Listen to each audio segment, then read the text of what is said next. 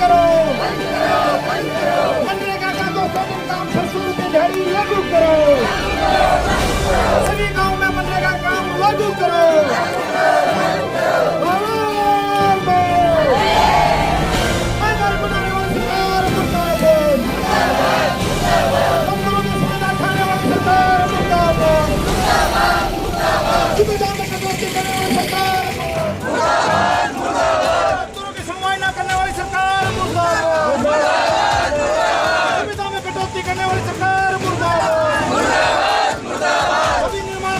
पंजीकरण जारी करो, बेईमानी ऑब्जेक्शन लगाना बंद करो, फैमिली आईडी को रद्द करो, अप्लाई किए फर्मों के पैसे जारी करो,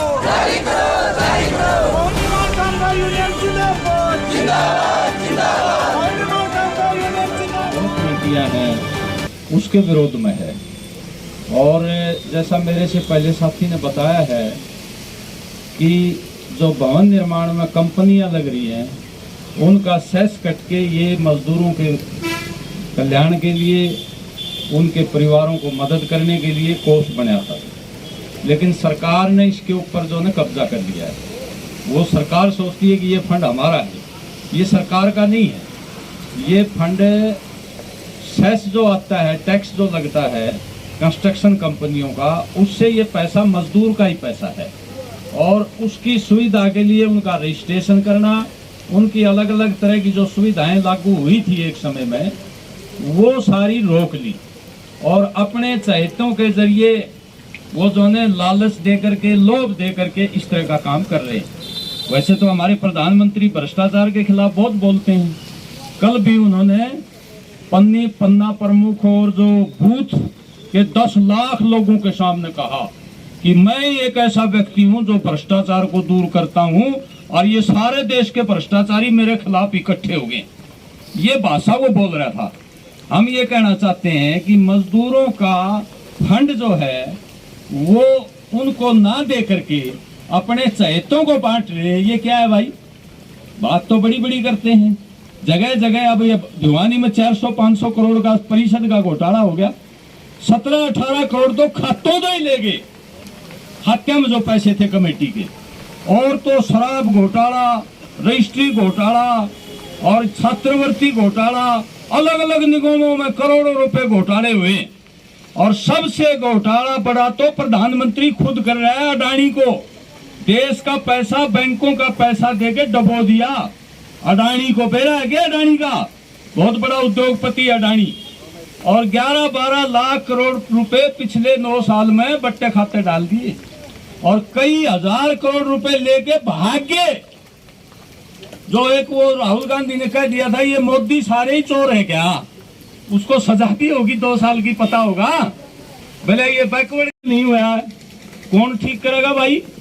एक आदमी गया जी मेरा राशन कार्ड, बोले तू 12,000 रुपए से ज्यादा बिजली के बिल भरता है, तेरा कौन बने राशन कार्ड?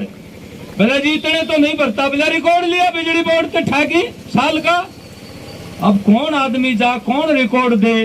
कईयों की पेंशन कार्ड दी और जो ने ये दिव्यांग भाई हैं, विकलांग भाई हैं, इनकी पेंशन काट दी, बुढ़ापा पेंशन काट दी, राशन कार्ड काट दिए और फिर कह रहे हैं हमने इतनी बचत कर दी। अरे लोगों को कुछ दो ना कि तो सारी ये बचत हो जाएगी। जिस तरह वो कहा करे ना अपना गांव में, बोला भाई इतनी गाड़ी दिए, बोला भाई काटड़ा बंद रहा गाड़ी का, तो बोले यार बांध की परेसी किकर का बांध दे, बोला दिखता नहीं तुम्हें नाटन लाग रहा। तो यह लोग ताई देना नहीं चाहते हैं, इसलिए सारी कल्याणकारी योजनाओं में कटौती लगा दीजिए। और मनरेगा का कानून तो जमाए बिल्कुल खत्म कर दिया, बजट भी खत्म कर दिया, 30,000 करोड़ रुपए बजट कम।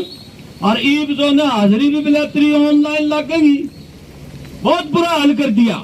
जिस दिन कंप्यूटर नहीं चल रहे सारे ने बोला भाई आज तो हाजिरी नहीं लगेगी, जाओ आज काम नहीं होगा। ये हालत बना दी है। इसलिए साथियों हम तो एक ही बात कहते हैं भाई, सारे इकट्ठे होके। और महिलाओं की स्थिति क्या है अपने देश में? कई देशों में टोटल वर्क फोर्स का 68-70% महिलाएं हैं। कई देशों में, हमारे 28% ही है। महिलाएं आती नहीं है मजदूरी में ज्यादा। ये मनरेगा में आती थी, मनरेगा ये चलाना नहीं चाहते। आज महिलाओं की भी सुरक्षा नहीं है कहीं पर भी। हालत ये होगी, देखो बड़ी बड़ी पहलवान लड़कियों की हालत ये होगी। बचा लिया उसको, वो मंत्री हरियाणा वाला भी बचा लिया, वो भी बचा लिया। पूरे देश में देखो कितना बड़ा जो न वो हुआ था, विरोध हुआ था, और आराम से बचा ले गए। आम आदमी को तो नहीं बचाते, ये इस तरह का कोई आरोप लगता है उसको तो जाती है सामने पुलिस पहुंच जाएगी, चल भाई। तो इसलिए ये अपराधियों का और जो गैंगस्टर का गठजोड़ हो गया है, और कोई लोकतंत्र की परवाह नहीं, इनको धज्जियां उड़ा रखी है। मणिपुर में देखो ना क्या हाल हो गया। मणिपुर में 2-3 समुदाय हैं, मैती, नागा, कुकी, सबको आपस में लड़वा दिया आरक्षण के नाम पे। 100 से ऊपर आदमी मर लिए, 60,000 कैंपों में है, 1 लाख से ऊपर घर जला दिए लोगों के, और पूरा जो ने फुकवा दिया मणिपुर। प्रधानमंत्री एक शब्द भी नहीं बोल रहा। इनकी जो करतूत हरियाणा में की थी 16 में, फुक्का दमी की थी, 2 नेता तैयार कर लिए, एक जाति का नेता और बाकी 35 जाति का एक नेता तैयार कर लिया। दोनों नेताओं की रैलियों में सेंटर से मंत्री आए और उन्हें लाठा बजवा दिया, 35 एक करवा दी। तो ये हालत उनका जिला स्तर का प्रदर्शन था, और ये 26 से लेकर 30 तक पूरा हरियाणा में चले हुए हैं। और हमें आज 11 सूत्रीय मांग पत्र दिया है, और 4 तारीख को बातचीत का आश्वासन दिया कि डीसी साहब के माध्यम से जो बोर्ड के अधिकारी हैं, एडी है, एडब्ल्यू है, उनके साथ बातचीत होगी। लेकिन लंबे समय से बार बार ज्ञापन लिया जाता है, और बार बार जो समाधान होने की बात है वो श्रम मंत्री से भी बातचीत हो ली और बोर्ड के अधिकारियों से बातचीत हो ली, लेकिन मजदूरों को तंग करने का काम फिलहाल किया जा रहा है। ना तो उनकी कोई वर्क स्लिप वेरीफाई कर रहा है, ना कोई उनके फार्म रिजेक्ट किए जा रहे हैं बेमानी ऑब्जेक्शन लगा के, ना मजदूर का पंजीकरण हो रहा है। तो हमारी ये जो 11 मांग हैं, उन मांगों के लिए आज का प्रदर्शन था।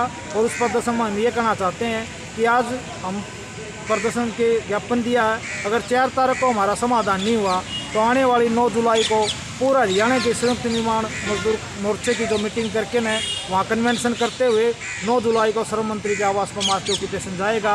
और जो हमारी 11 सूत्री मांग मुद्दे हैं उन पर लगभग बातचीत हो चुकी है, लेकिन उसके बावजूद नीचे धरातल पर जो लागू होना चाहिए सरकार और बोर्ड के अधिकारी इसको लागू नहीं करना चाहते। इस बात के लिए पूरा हरियाणा में निर्माण मजदूरों में रोष है, जिसको लेकर रोजाना कदे फैमिली आईडी के लिए, कदे सुविधा ऑब्जेक्शन के लिए रोजाना धक्के खा रहे हैं। इस बात का पूरा हरियाणा में रोष है। तो 9 जुलाई को बढ़ चढ़ के पूरा हरियाणा के निर्माण मजदूर वहाँ जाएंगे और श्रम मंत्री का आवास पर उस दिन बातचीत करेंगे इस बात।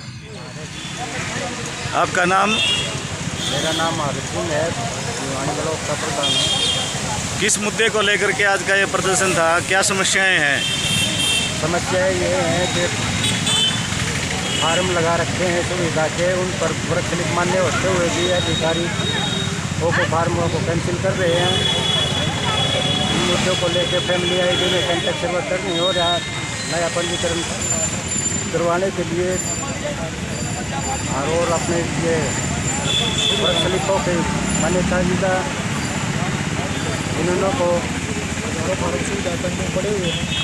हज़ारों फार्म सुविधाओं के 2018 तक के भी फार्म पेंडिंग पड़े हुए हैं, उनकी सुविधा का लाभ दिया जाए।